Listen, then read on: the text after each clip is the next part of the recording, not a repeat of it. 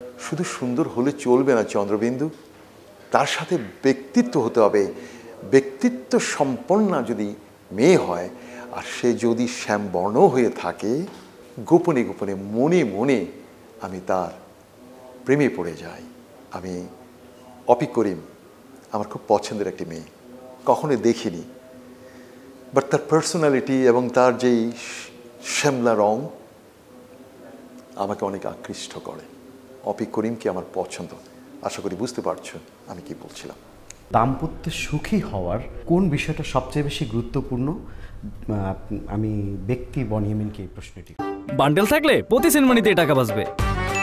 বিকাশ send money bundle কিনে জিতুন প্রতি লেনদেনে। এডুকেশন, পারিবারিক শিক্ষা।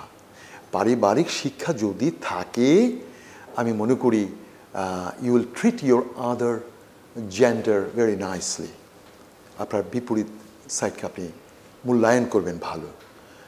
এডুকেশন, বিভিন্ন পরিবারে যে দাঙ্গা ফ্যাসাদ যে আছে, আপনি একটু তুমি পেছনে যাও, পেছনে গেলে তুমি দেখতে পাবে ও হয়তো কোনো বহু বিবাহ পরিবার থেকে এসেছে, বা ওর বাবা মাও সেরকম, তাদের জটিল সম্পর্ক ছিল। সো ও জন্ম থেকে এটা দেখে এসেছে, গায়ে হাত তোলা, মারামারি। সবচেয়ে বড় কথা হলো যে এডুকেশন থাকতে হবে। আর একটা বিষয়, প্রতিটি স্বামী স্ত্রীকে মনে রাখতে হবে যে আমি আরেকটি সোলের সাথে আমি সংসার করছি।